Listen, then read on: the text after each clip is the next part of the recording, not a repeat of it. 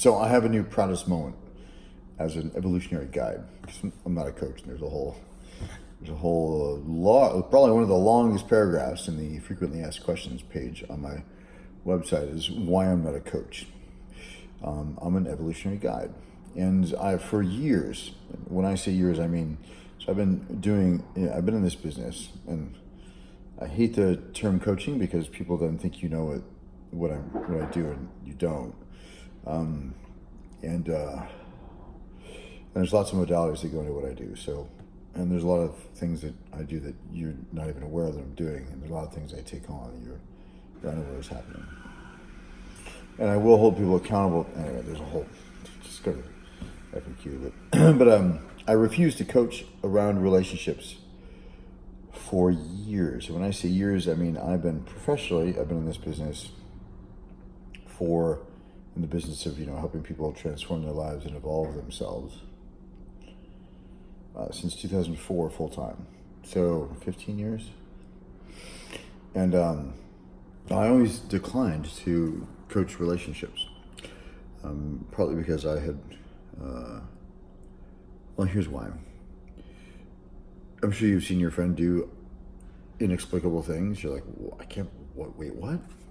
And it's because there's something about the connection between the two of you,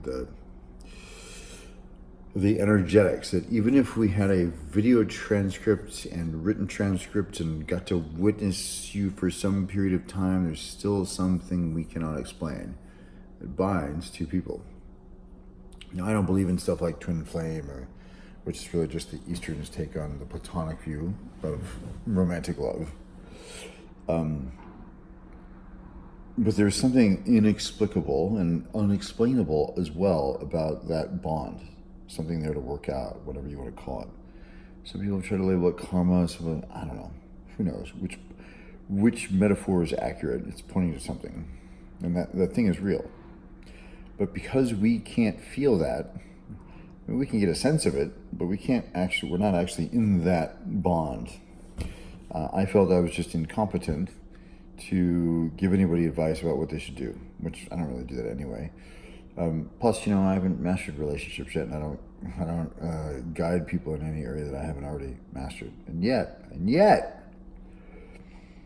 I realized that since 1999, I think I'd been talking about clean relating, and I've been, all these things. So this is a roundabout way for me to get to the fact that, first of all, I used to have it when people used to ask me, "What's your proudest moment as a coach?" I would say, well, it's when my students exceed me in terms of income or reach. That's my proudest moment, that they've actually made a bigger impact than me. Because I never really wanted to be known. I will become very well known in the next year, but I never wanted it before. I do now, so it's going to happen. But I have a new proudest moment as a coach.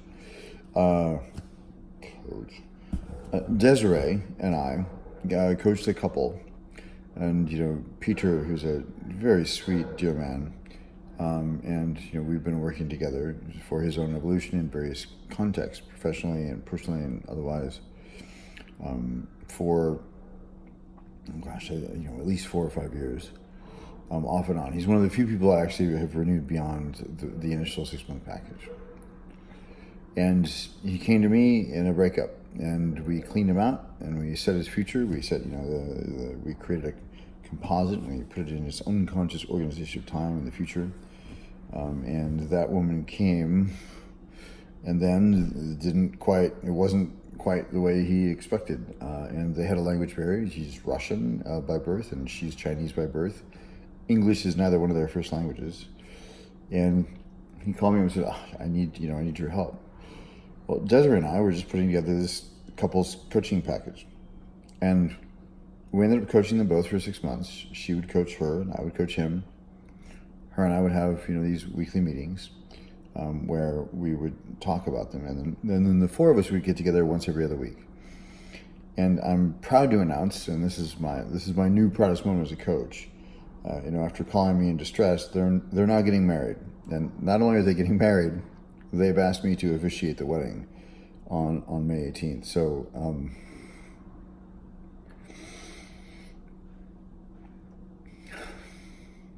It's truly an honor, and I never thought I'd. First of all, I swore I would never coach couples or coach, on relationship stuff. And second of all, it's just a really, a truly, true honor to be asked to officiate someone's wedding. So that's my new proudest moment as a coach. So I just want to, thank both of them and thank Desiree for, the way that we work together, and it's really amazing. So as you watch these relationship videos, that I've been doing, so I can get them, mostly so I can get them out of my head, so that I can start marketing this NLP training course for the love of everything that is love, and rebooting the new masculine community, all the things. Just bear in mind that I swore.